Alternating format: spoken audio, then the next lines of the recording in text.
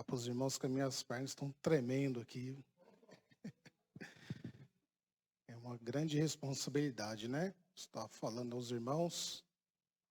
E a gente tem muito respeito pela igreja, porque Paulo usa uma expressão falando a Timóteo, para que tome cuidado com a igreja do Deus vivo, né? Então a gente fica com bastante receio, medo, e isso é bom. Isso é bom. Eu queria continuar aqui com os irmãos, capítulo 3 de Hebreus, se os irmãos puderem. Eu tenho, em algumas oportunidades, lido aqui, né? A carta aos Hebreus. E é um livro, irmãos, que eu tenho, parece um imã. Eu não consigo ler outro livro a não ser o livro de Hebreus. Todo dia meditando um pouquinho.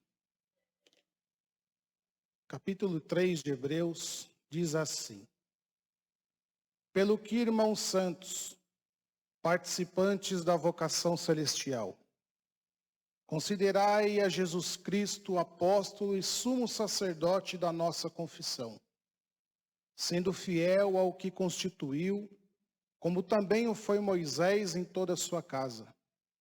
Porque ele é tido por digno de tanto maior glória do que Moisés, quanto maior honra do que a casa, tem aquele que a edificou. Porque toda casa é edificada por alguém, mas o que edificou todas as coisas é Deus. E na verdade Moisés foi fiel em toda a sua casa como servo, para testemunho das coisas que se haviam de anunciar. Mas Cristo como filho, sobre a sua própria casa, a qual casa somos nós, se tão somente conservarmos firmes a confiança e a glória da esperança até ao fim. Portanto, como diz o Espírito, se ouvirdes hoje a sua voz, não endureçais o vosso coração, como na provocação no dia da tentação no deserto, onde vossos pais me tentaram, me provaram e viram por 40 anos as minhas obras.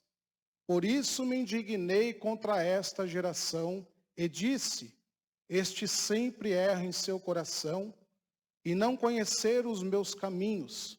Assim jurei na minha ira, que não entrarão no meu repouso. Vede, irmãos, que nunca haja em qualquer de vós um coração mau e infiel para se apartar do Deus vivo. Amém. Queridos, estava meditando, com os irmãos, e os irmãos lembram que eu comentei aqui no capítulo 1, falando que o autor, ele coloca Cristo em evidência, Cristo acima de qualquer personagem, e ele vai usar aqui sempre a figura, mais usada, que é de Moisés, e ele também vai citar até mesmo Jesus maior do que os anjos. Numa outra oportunidade, eu comentei sobre o capítulo de número 2, aonde o autor chama a responsabilidade na qual foi dada a eles a graça de Cristo. Eu comentei aqui sobre aquela graça com responsabilidade, aonde ele chama os irmãos para ouvirem atentamente, ser diligente, observar e nunca se desviar do caminho do Senhor. E dando continuidade neste capítulo de número 3, esse autor ele escreve algo interessante, porque no início da sua carta, no capítulo 1 e capítulo 2, ele escreve aos Hebreus. Dá a impressão que ele escreveu aleatoriamente. Mas no capítulo 3 ele vai falar que ele escreveu para os irmãos santos. E isso me chamou a atenção, porque ele disse, pelo que irmãos santos. Não é qualquer um. Ele não escreveu para qualquer um, ele disse para os irmãos santos. Aleluia. para os irmãos que estão sendo aperfeiçoados. Ele quis escrever para aqueles que estão sendo aperfeiçoados. E para Deus, os que estão sendo aperfeiçoados é conhecido como santo. Aleluia! Glórias a Deus. Paulo, quando ele vai escrever algumas cartas, ele sempre vai direcionar aos santos que estão em tal região, porque para ele a igreja ela é perfeita, santa, agradável, imaculada. Aleluia, porque é a igreja de Deus. Então ele direciona, não é para qualquer um, é para os irmãos santos que estão sendo aperfeiçoados. E não existe, irmão, outro caminho a não ser aperfeiçoado pela palavra de Deus. Não existe outro método. Não existe outro recurso a não ser a palavra. É a palavra que nos aperfeiçoa. É a palavra que nos ensina a nós verdadeiramente ser cristão, ser discípulo, ser parecido com Cristo. Aleluia! Oh, glória seja dada ao nome de Jesus. Oh, Deus Todo-Poderoso. Aleluia! Eu queria ler aqui rápido com os irmãos. Aleluia. Efésios capítulo de número 4. Vai nos dizer o porquê eu, presbítero Vado, presbítero Deusdete, o Wellington, irmão Rogério e o nosso irmão professor presbítero Ezequias, estamos aqui. Capítulo 4, versículo 11. E ele mesmo deu uns para apóstolos, outros para profetas, outros para evangelistas, outros para pastores e doutores. Para ser estrela? Não. Ele vai dizer no versículo 12, querendo o aperfeiçoamento dos santos, para a boa obra do ministério e para a edificação do corpo de Cristo. Eu fui levantado, o pastor foi levantado, os que estão aqui no púlpito foram levantados, não é para mim, é por causa de você. Porque Deus quer o aperfeiçoamento. Santo não quer dizer perfeição plena, quer dizer que é aqueles que estão sendo aperfeiçoados. Olha o que ele diz, para aperfeiçoamento dos santos. Todos nós que estamos aqui precisamos ser aperfeiçoados. Todos nós que estamos aqui precisa de ser arrumado em alguma área da nossa vida. Mas aonde é arrumada? Pela palavra. Aleluia. Eu estava lendo esses dias Mateus capítulo 7. E ali é para ajustar mesmo. E ali diz assim em um dos versículos: hipócritas, como você quer arrancar o cisco do olho do teu irmão, sendo que no teu tem uma trave? Isso é para não ser aperfeiçoado ou não é? Então, quando ele diz para que os irmãos santos dirigindo a sua carta, ele também está dizendo assim, olha, para aqueles que se deixam ser aperfeiçoados. Porque nós, irmãos, precisamos se deixar ser aperfeiçoado. Aquele que quer ingressar no corpo de Cristo, ele precisa estar decidido a se deixar ser aperfeiçoado. Porque se você não se deixar, você não é membro do corpo, mas você é um vírus no corpo. Aleluia. E vírus nós tiramos com remédio, que é isso aqui, ó. É a palavra de Deus. Aleluia. Então, quando ele disse que ele levantou nós, os profetas, os evangelistas, os pastores, é querendo o aperfeiçoamento da igreja. Por onde? Pela palavra. Para quê? Ele vai dizer, querendo o aperfeiçoamento para a boa obra do ministério, para a edificação, para que a igreja cresça. É crescimento. Mas quando se usa a palavra, é um crescimento que tem base. Porque tem gente que cresce em cima, e quem cresce em cima, ele não tem base, ele cai a qualquer momento. Mas quando é usada a palavra, é Deus colocando o alicerce para o crescimento. Aleluia! Aí você cresce com uma estrutura forte. Aleluia! Para que mais? Para que mais? Aleluia! Aí ele vai dizer assim, versículo 13.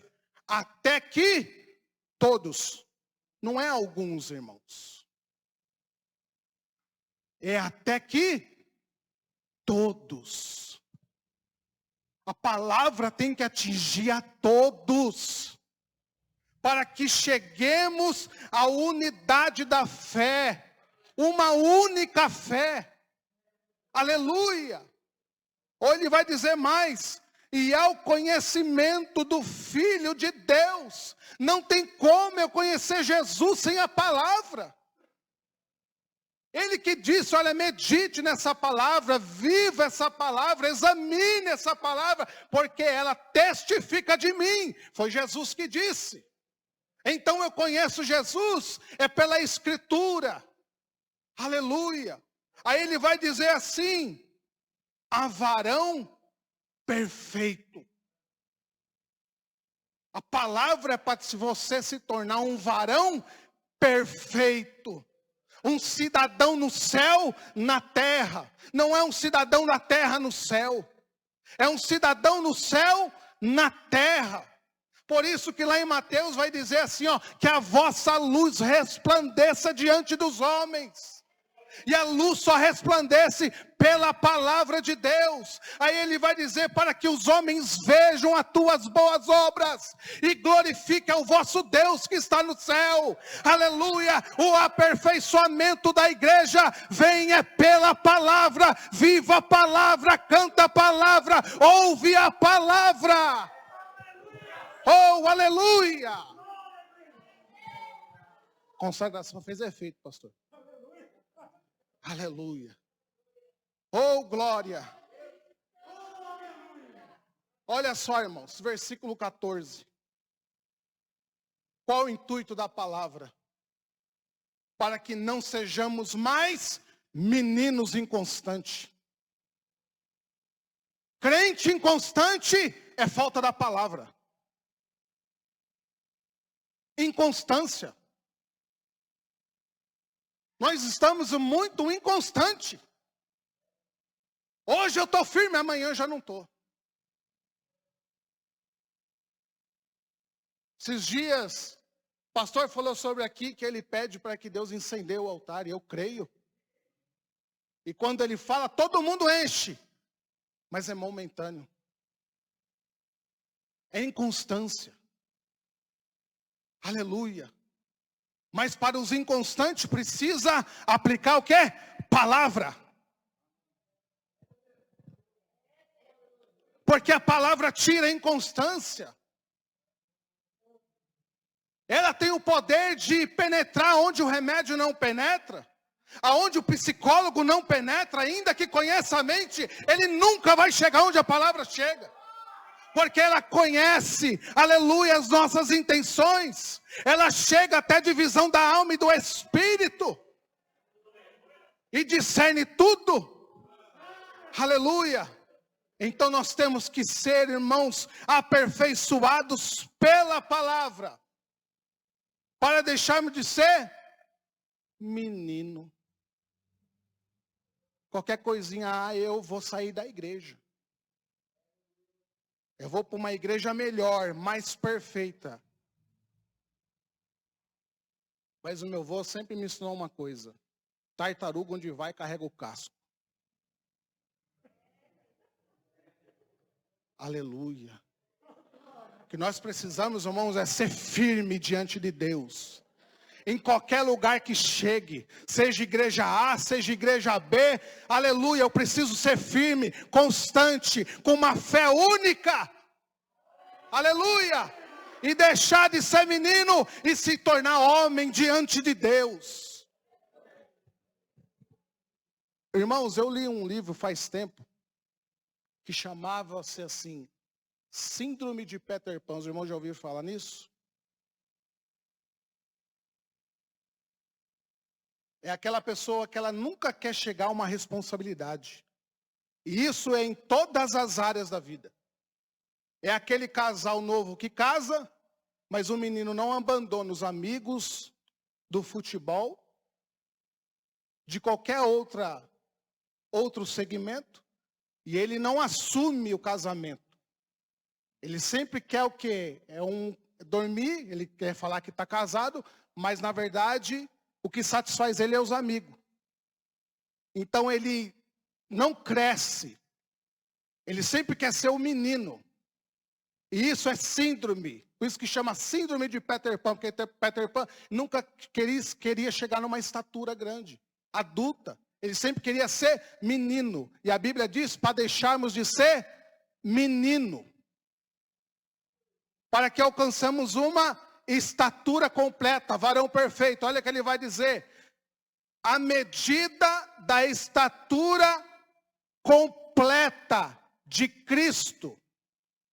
Então, irmãos, esta síndrome não pode atingir a nós. Nós temos que ser o quê? Homens, mulheres perfeitos diante de Deus. E da onde vem isso? Da palavra. Não tem, irmãos, outro caminho.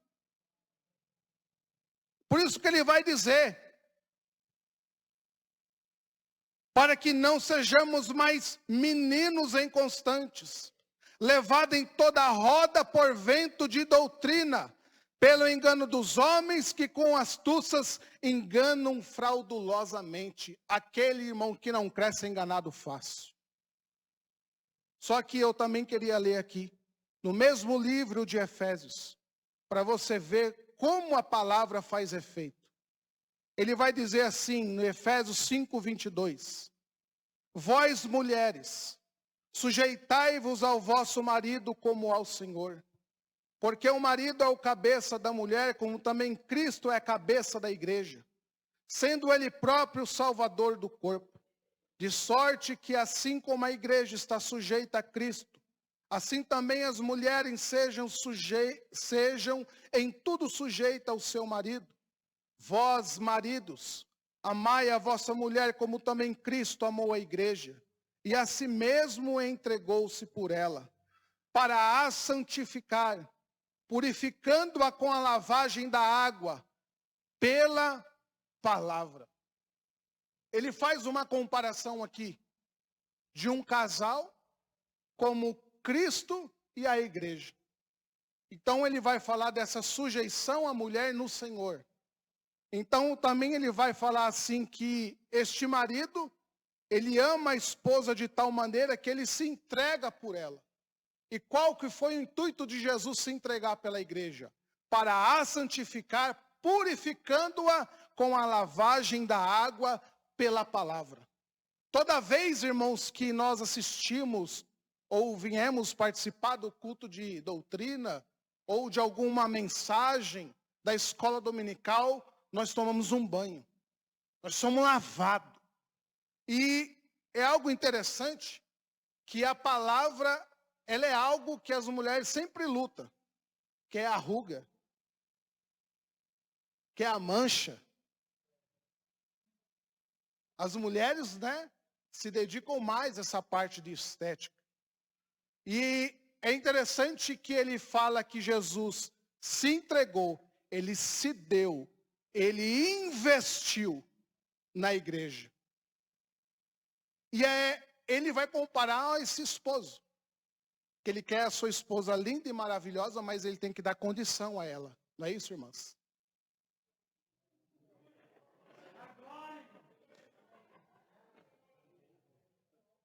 É o que está escrito aqui. Para que o marido dê investimento, e aí ele vai mandar o marido levar lá no Rosa Limão. Para quê? Para se apresentar para os outros? Não, Jesus diz aqui, ó, para se apresentar a si mesmo. Então, quando nós investimos, olha o culto de doutrina, Quando nós investimos na nossa esposa, era para se apresentar a nós, gloriosa. Então esse investimento, que nós investimos às vezes com dinheiro, é claro, Jesus investe na igreja com a palavra. Então a palavra de Deus é investimento para a igreja. Olha o que ele vai dizer no versículo de número 26. Para a santificar, purificando-a com a lavagem da água pela palavra, para apresentar a si mesmo igreja gloriosa e sem mácula, sem mancha, nem ruga, nem coisa alguma semelhante, mas santa e irrepreensível. Por mais que a igreja, as irmãs alcancem uma idade, diante de Deus, irmãos, pela palavra, você vai sempre ser gloriosa. Aleluia, porque a palavra tem esse poder, aleluia, que remédio nenhum tem. Então, aonde a igreja chega a essa perfeição? Pela palavra. Crente que não quer ouvir a palavra é um crente velho, cheio de ruga e de mancha. Mas o crente, irmãos, que ouve a palavra tira as manchas, tira as rugas e te deixa gloriosa, aleluia.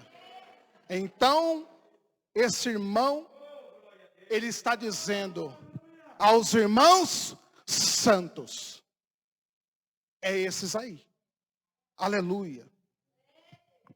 Glória seja dada ao nome de Jesus. Só que eu também achei algo aqui, irmãos, meditando, ele vai usar a palavra irmão. E a igreja adotou, no seu início, todos aqueles que se chegavam, ser chamado de irmão. Então, todo aquele que se introduzia no corpo de Cristo, tinha como de costume a se chamar de irmão. E quando ele diz a esses irmãos santos, ele quer dizer, ele reconhece que esses irmãos foram salvos por Cristo, que participaram do chamamento de Cristo. Ou seja, agora nós somos filhos do mesmo Pai, dentro de uma mesma casa, com o mesmo sangue derramado, com a mesma fé. Só que esses irmãos também têm relacionado a palavra verdadeiro. Aos irmãos que são verdadeiros. Se existe verdadeiro é porque existe. Paulo vai dizer sobre isso. Ele vai dizer em cerca do seu sofrimento, acerca do evangelho. Ele vai falar assim que ele sofreu 4 quarentenas, né? Menos uma de chibatadas. Ele vai falar que ele sofreu um naufrágio, que ele foi perseguido pelos da sua nação. E ele vai citar assim, e também fui perseguido pelos falsos irmãos. Então, quando ele chama a esse irmão, é aquele que teve encontro verdadeiro com Cristo. Então, esses são chamados de irmãos. E a igreja, irmãos, ela está crescendo. Atos dos Apóstolos, capítulo 2, vai falar do crescimento, que os irmãos se ajuntavam em oração, que os irmãos comiam junto. Fala que esses irmãos caíram na graça de todo o povo, e Jesus, o Senhor, acrescentava à igreja aqueles que se tinham de salvar. Então, estava crescendo, estava vindo muita gente para o evangelho. Só que existia, irmãos, aqueles encontros inesperados. Vinha, irmã Cláudia, aquela que às vezes você gostava. Mas vinha também aquela que você odiava. Então, quando ele fala desse aperfeiçoamento dos santos, então Cristo estava ali aperfeiçoando a igreja, também a se preparar por aqueles que adentravam pelas portas da igreja. Prova disso foi o apóstolo Paulo. O irmão pregou aqui ontem, irmão Rogério. Paulo foi aceito de imediato? De forma nenhuma. No entanto, quando ele chegou lá, que Ananias falou, eu muito conheço acerca deste homem aí. Eu sei que ele tem poder aqui na cidade, e isso ele falando para Jesus. Eu sei que ele tem poder de mandar prender. E ele tem feito mal aos teus servos. Sabe qual foi o erro de Ananias? Falar que Paulo tinha poder. Sabe o que foi o erro de Ananias? Entre aspas, dizer que Deus tinha salvado a pessoa errada. Sabe qual foi o erro de Ananias? Querer mexer no sentimento de Cristo. Ele tem feito mal à sua igreja. Aí Jesus pôs ordem na casa. Vai, Ananias! Porque este para mim é um vaso escolhido. Então nós não temos poder, irmãos, de querer trazer quem eu quero. Eu não posso escolher quem entra por essa porta. Eu não posso querer deixar lá no portão aquele que me ficou me devendo, que me feriu. Aleluia. Eu não posso deixar, irmãos, de falar dessas coisas. De às vezes um travesti entrar por aí. Quem sou eu para dizer para Jesus, como tu pode salvar um traste desse? E Jesus vai dizer, a mesma misericórdia na vida dele eu usei na tua. Aleluia. A mesma graça que eu usei na vida dele eu usei na tua. Aleluia.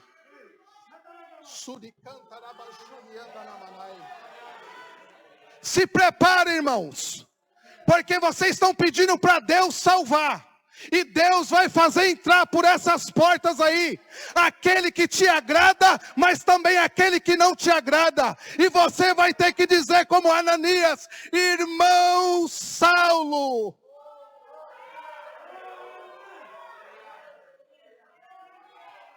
Aleluia. Você sabia, irmãos, que tem gente que pensa assim? Como pode o irmão Rogério estar sentado ali? Como pode o irmão Ezequias estar sentado ali? Quem dera Deus usasse esse aparelho aqui, ó, e mostrasse para alguém quem seria ele se não fosse Jesus. Mostrasse aqui no telão o caminho nosso sem Jesus. Ah, eu não.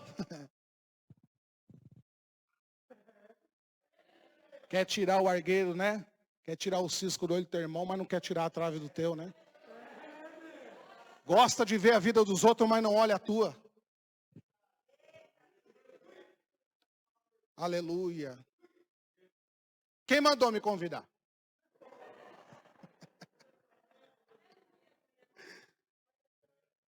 Então, irmãos, a igreja estava sendo aperfeiçoada.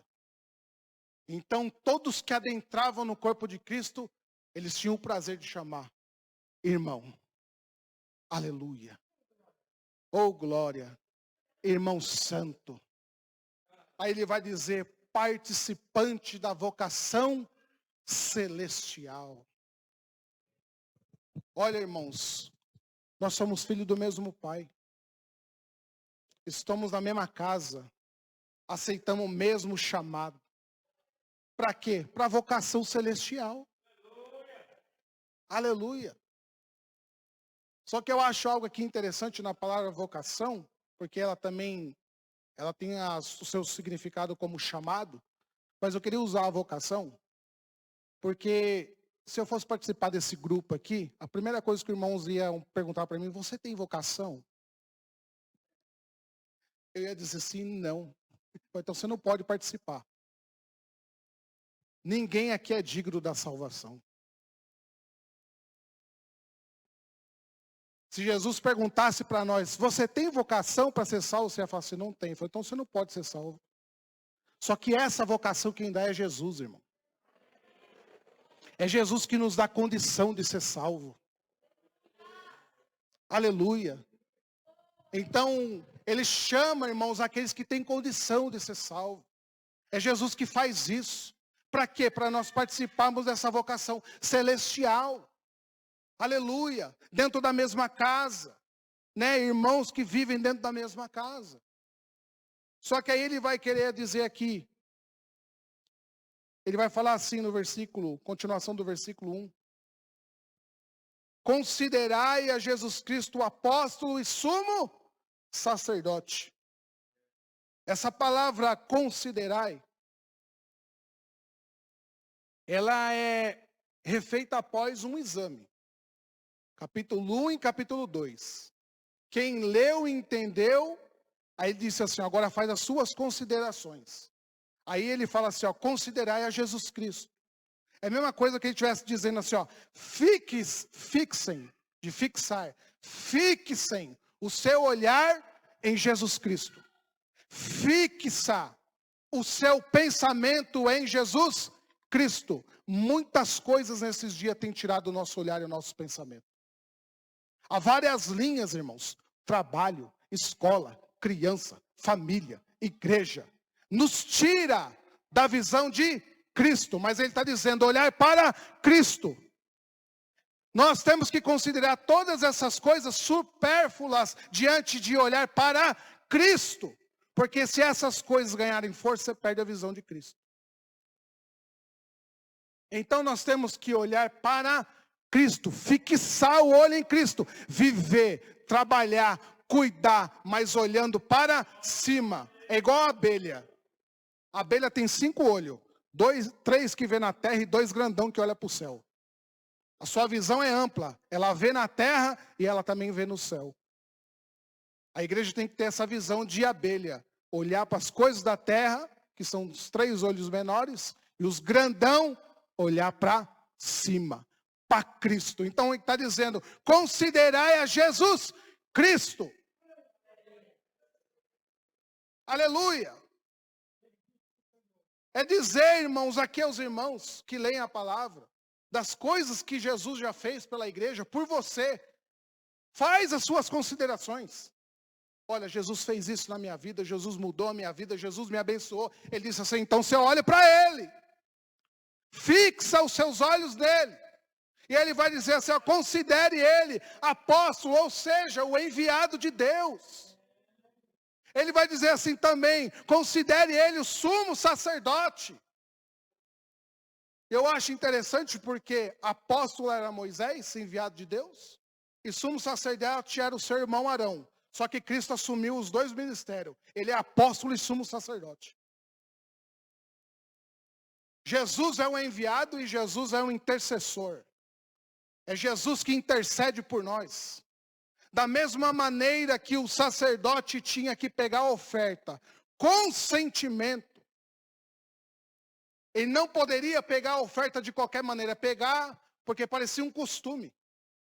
Isso, na verdade, se tornou um costume, né, irmão Ezequias? De tanta matança, né? Só que o sacerdote, ele tinha de Deus o quê? Uma obrigação o quê? Você tem que fazer isso com sentimento. Você vai pegar o cordeiro do ofertante e vai vir com sentimento. Você é a mesma coisa que fosse ele que tivesse pecado. Uma que ele tinha que fazer um sacrifício para ele mesmo, antes de oferecer o do outro. E quando ele pegasse o do outro, ele tinha que vir com sentimento. Vamos ver isso? Capítulo 5 de Hebreus. Porque todo sumo sacerdote, tomado dentre os homens, é constituído a favor dos homens nas coisas concernentes a Deus, para que ofereça dons e sacrifício pelos pecados, e possa se compadecer eternamente.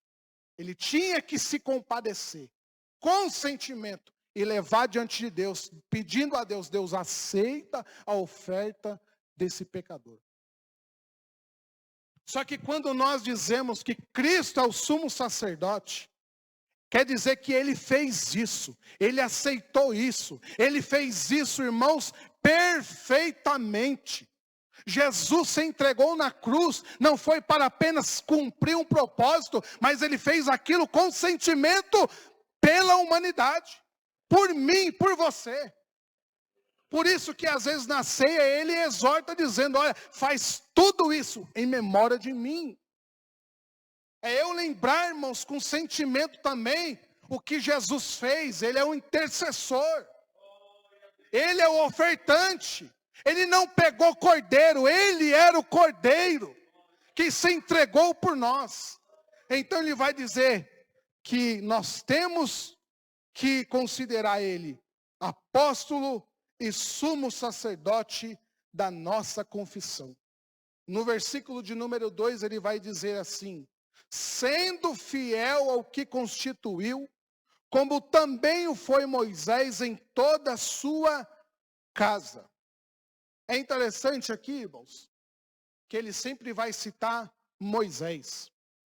Já falei aqui para os irmãos que Moisés ele era um ícone do Velho Testamento. E Jesus foi muitas vezes afrontado pelos escribas, citando Moisés, que nem aquela mulher pecadora. A Bíblia vai dizer que aqueles homens pegaram aquela mulher em ato de adultério e foram até Jesus. E eles falaram assim, ó, a lei de Moisés manda que as tais seja apedrejada. E que tu, que dizes? Acerca do casamento e do divórcio, Mateus 19, Jesus também é afrontado dizendo assim, olha, a lei de Moisés, né, manda dar carta de divórcio. E tu, que dizes? Então Jesus foi muito afrontado. E Hebreus aqui, esse escritor, ele quis aqui trazer algum contraste entre Cristo e Moisés.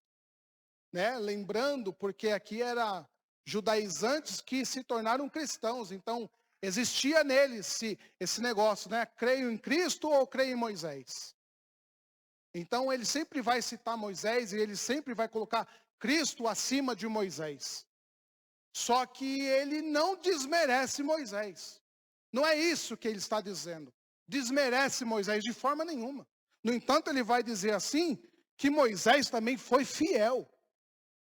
Moisés foi um homem fiel. E Moisés foi fiel em tudo. Êxodo 25, 19, vai falar que Moisés, quando ele vai fazer alguns artefatos do templo, diz que ele se preocupou em tudo que Deus pediu a ele para se fazer. Moisés, ele cuidou até dos pregos, irmão. Até dos pregos. Prego tinha que ser de bronze. Moisés poderia usar algo maior, melhor. Olha, vou usar de prata, vou usar de ouro. Mas Deus tinha falado, usa prego de bronze. Então ele foi fiel em tudo na qual Deus pediu a ele. Então Moisés é reconhecido como homem fiel, porque ele foi fiel nas coisas grandes e nas coisas pequenas. Pensa que Deus não abençoa quem limpa banheiro, irmão? Pensa que Deus só abençoa quem canta, quem prega, quem faz as coisas grandes? Deus abençoa quem faz as coisas pequenas. E às vezes, irmão, nós estamos querendo fazer coisa grande. E às vezes Jesus quer que a gente faça as coisas pequenas. Aleluia. Então, ele quer mostrar aqui o contraste entre Moisés e Jesus. Então, quando ele fala de Jesus, apóstolo e sumo sacerdote, diz que ele foi fiel ao que constituiu, como também o foi Moisés. Ele faz um contraste. Só que Moisés, ele foi fiel, mas ele foi servo. Jesus foi fiel, mas ele é filho. Moisés foi fiel, mas ele construiu o templo. Jesus foi fiel, mas ele é dono do templo. Moisés liberou o povo do Egito. Jesus salva a humanidade do pecado do mundo. Moisés usou uma vara para abrir o mar. Jesus abriu o caminho na cruz do Calvário. Moisés salvou 2,5 milhões de pessoas. Jesus salva um mundo pelo teu sangue. Moisés tocou na árvore, tocou na rocha com a vara. Jesus foi tocado com a lança e dele saiu o quê? Água e sangue. Aleluia. Olha o contraste que Moisés e Cristo é. Então é isso que ele está querendo dizer, que Moisés é, nesse sentido, inferior a Cristo. Cristo era superior. Então ele quer mostrar, irmãos, para esses irmãos colocarem a fé em Cristo, considerar a Cristo, fixe seus olhos em Cristo. Aí ele vai dizer aqui, versículo de número 7. Portanto, como diz o Espírito Santo, se ouvirdes hoje a sua voz, não endureça o vosso coração como na provocação no dia da tentação no deserto, onde os vossos pais me tentaram, provaram e viram por 40 anos. Irmãos, a gente luta para Jesus fazer um milagre. Este povo viu 40 anos e não se entregaram a sua vida a Deus. A gente luta para ver algo na igreja, para ver algo em nós, mas esse povo viu 40 anos. Viram 40 anos as obras de Deus. Viram a água sair da rocha. Viram as pragas no Egito. Viu o mar se abrir. Mas não creram. E sabe o que eu aprendo aqui, irmãos? Que Jesus não está nem aí com quem sai do Egito. Porque sair do Egito é fácil sair. Mas agora, sair do Egito e entrar em Canaã é outra conversa. Porque o intuito era sair do Egito e entrar onde? Em Canaã. Quantos entraram em Canaã?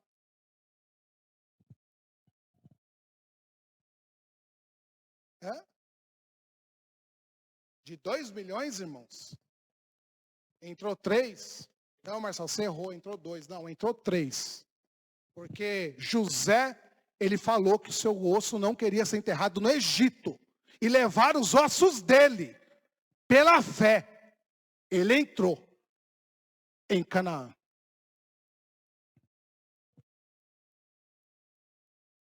Então, irmãos, o intuito não é sair do Egito. É sair e ser conduzido para Canaã. Só que esse povo viu durante 40 anos, mas não se dobraram diante de Deus. E a Bíblia vai dizer aí, ó, versículo 10, por isso me indignei. Já pensou, irmãos, Deus indignado? Indignei contra esta geração. E disse, estes sempre erram em seu coração e não conheceram os meus caminhos. Sabe qual é o problema, irmãos, de hoje? Errar, irmãos, erramos. Mas a gente está com o mau costume de dizer assim, eu errei porque sou fraco. Eu errei porque eu sou pecador. E a gente atribui a essas coisas a nossa fraqueza. Mas eu esqueço que eu tenho um pensamento. Que eu tenho poder de decisão. Que eu posso escolher o que é certo e o que é errado. Aí a gente tem um costume de dizer assim, é porque eu sou fraco. E o pecado é remédio para fraqueza, irmão? Remédio para fraqueza é oração, é cantar, é ler a palavra de Deus. Isso nos fortalece.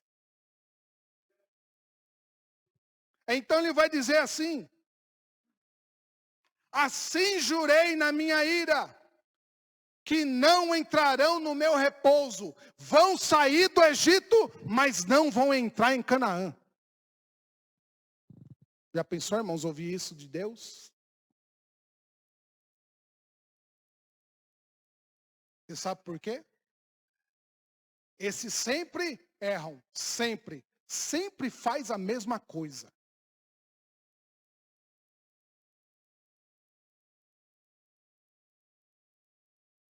A gente olha algumas coisas, irmãos, na internet.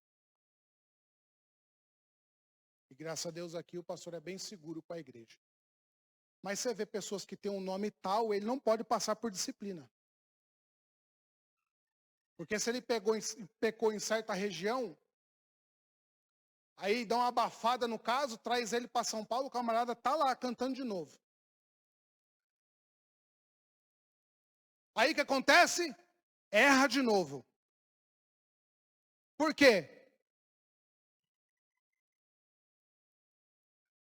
Porque ele não pode, né? É igual a águia, né? A águia não pode abaixar para ser tratada. Então, quando a gente não se entrega, irmãos, ao tratamento de Deus, ao aperfeiçoamento de Deus, a gente sempre vai errar. Só que o intuito da palavra é nos fazer o quê? Perfeito. Para a gente deixar desse sempre. Ser constante. Aí deixa de ser sempre. Aí ele vai falar que este sempre é. E esse não entrarão no meu repouso. Irmão, quando Deus fala, Deus cumpre. Está achando que Deus só cumpre promessa, irmão? Se Deus falar não entra, não entra. Então ele vai dizer, esse não entrarão no meu repouso. Aleluia. Ou seja, esses não alcançarão a promessa. Aí ele vai dizer, vede, irmãos, olha o conselho. Que nunca haja em qualquer de vós um coração mau e infiel para se apartar do Deus vivo. Este é o conselho deste homem, irmãos, a nós. Nunca se desvie, nunca se aparta, nunca fica longe, aleluia, desse Deus. Aí ele aconselha aqueles irmãos que são mais fortes, dizendo, antes, exortai uns aos outros. Não é isso que está escrito aí? Todos os dias, não é só no domingo. Tem pessoas que a gente tem que falar assim, irmão, fica firme. É todo dia você tem que falar para ela, fica firme. Tem uns que você fala, fica firme no domingo, tá bom. Para a semana toda, às vezes até um mês, né, meu Márcio? Mas tem uns que você tem que falar, irmão, fica firme. Segunda, fica firme. Terça, fica firme. Quarta, fica firme. Quinta, fica firme. Sexta, permaneça firme.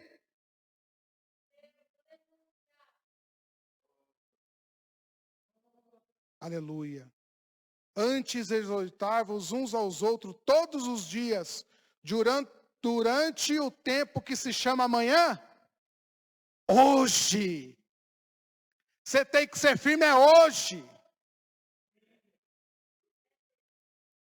Como diz aqui, amanhã é outro dia. Amanhã, ser firme segunda. Mas é todo dia. Já estou terminando. Antes exortar-vos uns aos outros todos os dias, durante o tempo que se chama hoje, para que nenhum de vós se endureça pelo engano do pecado. Porque se nos tornarmos participantes de Cristo, e se retivermos firmemente o princípio da nossa confiança até o fim. Amém, irmãos? Continue aí orando por mim, para Jesus ter misericórdia cada dia. Amém?